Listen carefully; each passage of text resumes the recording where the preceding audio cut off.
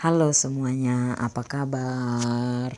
Nah, ini lokasi di depan rumah tempat aku tinggal atau apartemen di mana aku tinggal. Ini halamannya.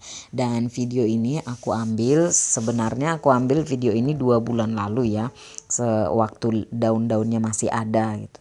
Jadi aku mau menceritakan tentang kejadian yang terjadi di rumah itu, di apartemen itu. Sekitar 2 bulan lalu kejadiannya. Jadi bisa dilihat kan bagaimana sepinya tempat aku tinggal ini, lokasinya ini. Sebenarnya bukan hanya di tempat aku tinggal ini aja sepi ya, di mana-mana juga sepi kecuali di ibu kota.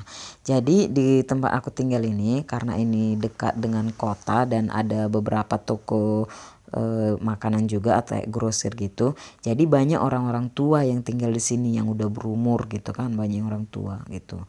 Nah, itu di apartemen tetanggaku sana lagi ada ambulans panggil.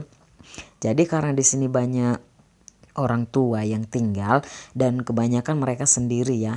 Nah, ini salah satu tradisi atau sifat orang Finland yang aku sama sekali nggak suka gitu, karena mereka kalau mereka udah besar, udah umur 18 tahun gitu ya, mereka langsung berpisah dari keluarganya gitu. Jadi mereka berpikir aku udah dewasa dan aku tinggal sendiri gitu.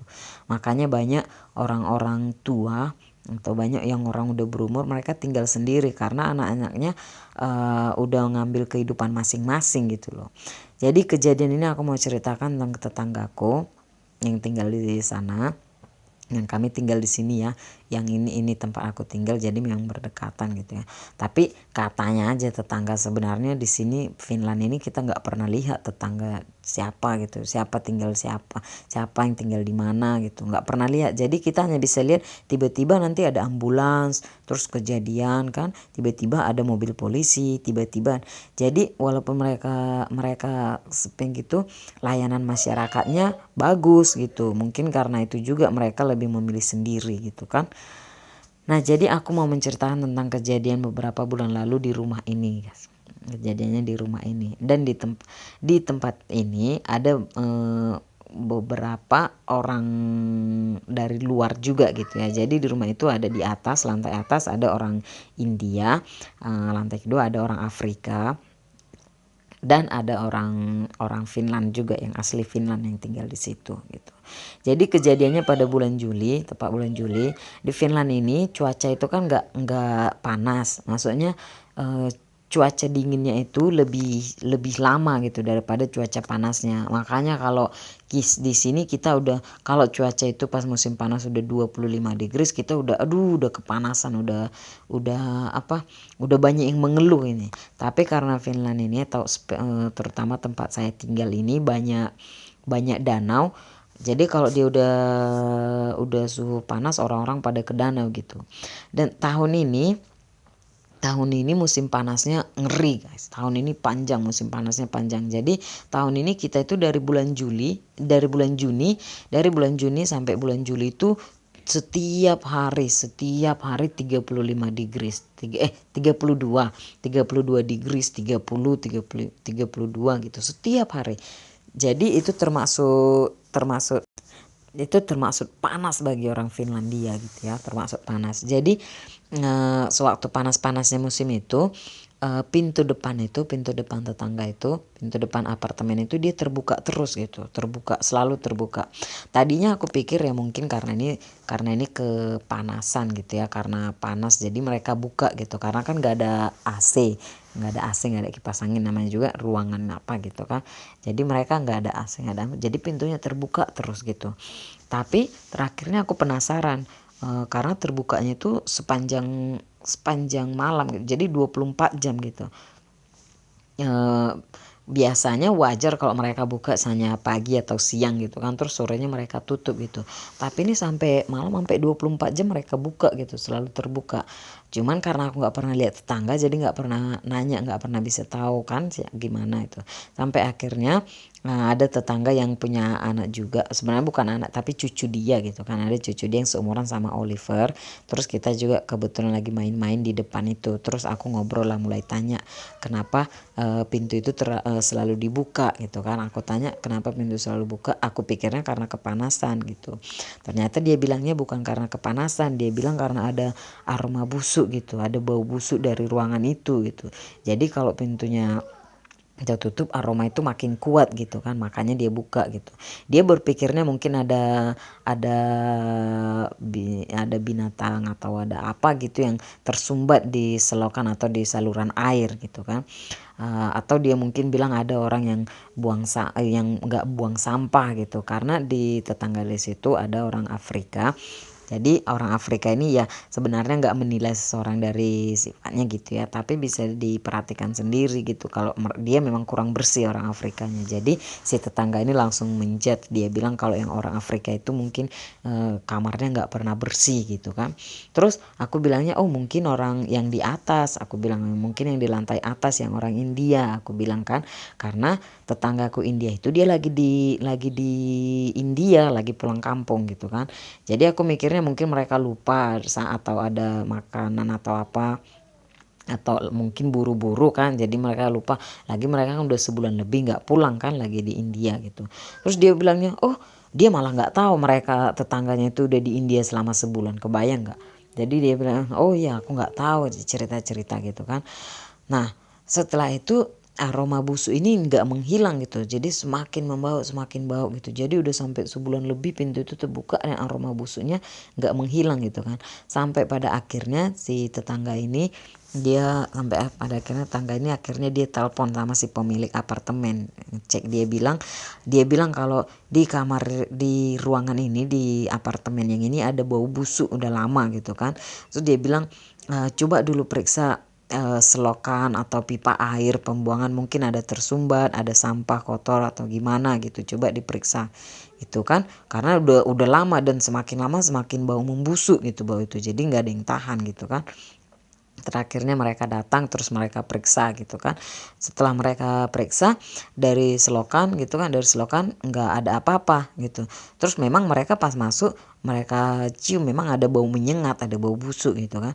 Tapi mereka selokan semua diperiksa nggak ada apa-apa gitu, nggak ada yang kesumbat, nggak ada yang ini, nggak ada yang apa-apa gitu kan.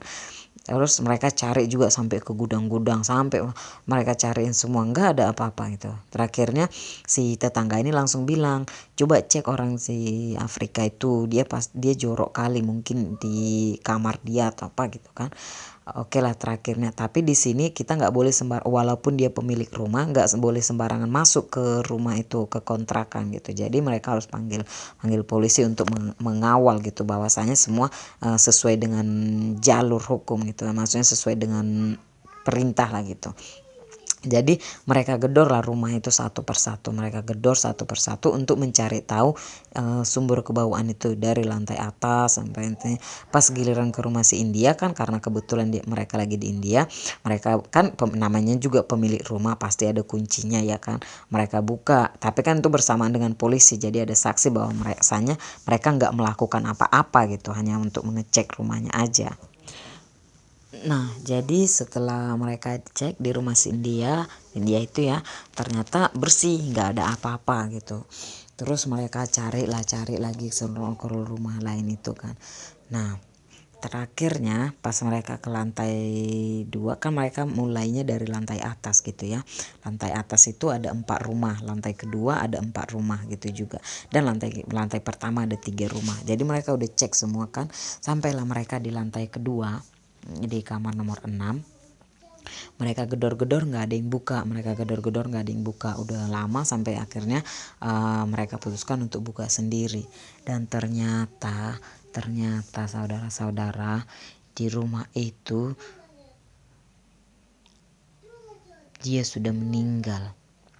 Si bapak yang tinggal di rumah itu ternyata sudah meninggal selama berminggu-minggu. Bayangkan, dia sudah meninggal berminggu-minggu tanpa ada yang tahu. Akhirnya mereka periksa, mereka panggil ambulans dan melihat, dan mereka panggil juga mobil pembawa mayat, mobil jenazah ya, mereka panggil juga mobil jenazah untuk mengangkat mayatnya. Sialnya pas mayat itu di luar, pas aku pula keluar juga. Jadi itulah mimpi, seram guys. bukan seram gimana ya, tapi lebih ke sedih gitu loh, karena dia udah berminggu-minggu meninggal nggak ada yang tahu gitu. Jadi aku sempat lihat juga bapak ini sebelum dia meninggal, aku sempat juga lihat ketika dia merokok di balkoni belakangnya gitu, pas karena itu kan dia kan ada jalan setapak di samping rumah dia itu. Jadi aku sering jalan ke situ kalau mau ke toko beli belanja sayuran atau apa, aku sering belanja ke situ. Aku pernah lihat dia 2 hari itu berturut-turut pas dia merokok gitu. Hari kedua hari aku melihat dia itu memang mukanya pucat pucat sekali, seperti nggak ada darah gitu, seperti memang pokoknya pucat gitu, tapi aku nggak menyangka bahwasanya dia bakal meninggal gitu. Jadi sedihnya ketika mereka bawa mayatnya itu, karena dia udah berminggu-minggu ya, mereka menurut perkiraan mereka itu sekitar 4 sampai 6 minggu, sekitar segitu, tapi mereka nggak bisa pastikan, tapi badannya itu semua udah busuk gitu, udah membusuk. Bayangkan aja aroma baunya itu sampai ke bangunan lantai 1 itu. Biasanya bangunan atau perumahan di orang Finland ini mereka selalu tahan gitu kan, tahan dengan aroma, tahan dengan suara juga. Jadi kayak nyedap apa, kayak kita nggak bisa mendengar ke suara tetangga apa gitu, tapi ini sampai bau busuknya itu sampai ketemu. Coba ya di Finland ginilah, kita bisa lihat kan sepinya, mau pagi mau siang mau sore keadaan itu bakal selalu seperti ini, sepi. Jadi kita nggak lihat tetangga satu kejadian apa yang terjadi, kita nggak pernah lihat apa mereka butuh bantuan atau gimana, tiba-tiba udah meninggal aja. Ini pengalamanku pertama loh di Finland, pengalamanku pertama mengetahui kejadian ini. Ternyata setelah aku cerita aku merasa sedih gitu ya, karena sedih lah, gimana, apa nggak ada keluarga, apa nggak ada saudara, apa gimana gitu, masa 4 sampai 6 minggu nggak ada kabar, nggak ada yang nanya gitu loh. Jadi memang di Finland ini banyak mereka yang suka tinggal sendiri gitu. Mereka bahkan ada yang nggak punya anak, atau mungkin kalau udah punya, ada anaknya udah besar, udah putus hubungan. Banyak yang mereka benar-benar banyak yang sendiri gitu guys. Dan ketika aku cerita ke suami, ternyata suami bilang itu biasa di sini, wajar gitu. Maksudnya wajar itu ini bukan kejadian pertama kali ada orang yang udah berminggu-minggu meninggal gitu. Dulu kan suami kerjanya bangunan gitu kan ya, suaminya bangunan, merenovasi rumah gitu. Dulu mereka juga sering gitu, setiap masuk ke rumah, kadang yang rumah yang direnovasi itu sebelum dijual kan harus direnovasi, banyak yang dia sudah meninggal gitu, atau ada yang pokoknya seram lah guys. Jadi semoga kita bersyukur kalau tetangga itu terkadang kepo atau suka gosip, suka apa. Tidaknya kita bersyukur ketika kita meninggal mereka mengetahui gitu, jadi kita nggak sampai membusuk beberapa minggu gitu karena nggak ada yang tahu gitu. Aku jujur merasa bersalah juga gitu kan, karena tetanggaan juga, walaupun tetangga jauh, masa nggak bisa lihat lah. Jadi ya semoga pelajaran lah buat kita ini ya, buat aku juga, untuk lebih memperhatikan orang-orang di sekitar kita gitu. Jangan lebih memperhatikan ke negatifnya gitu ya, memperhatikan ke kehidupannya lah, kalau mereka baik-baik saja gitu. Perhatikan aku juga ya boy. Jadi aku setiap hari mau buat YouTube channel, mau buat video gini. Aku setiap hari mau buat video supaya kalau nggak ada nanti suatu saat, kalau nggak muncul videoku, supaya kalian cari aku ya, siapa tahu terjadi apa. Jauh-jauh. Oke, terima kasih. Mulai sekarang ayo kita perhatikan orang tua kita, orang sanak saudara kita yang jauh, yang nggak bisa dekat, yang nggak bisa kita lihat dengan mata. Gunakan HP untuk menanyakan kabar, bagaimana keadaan mereka, apa mereka sedang sakit atau sehat, dan doakan semua supaya baik-baik saja. Terima kasih sudah mendengar Jumat Kliwon ini loh.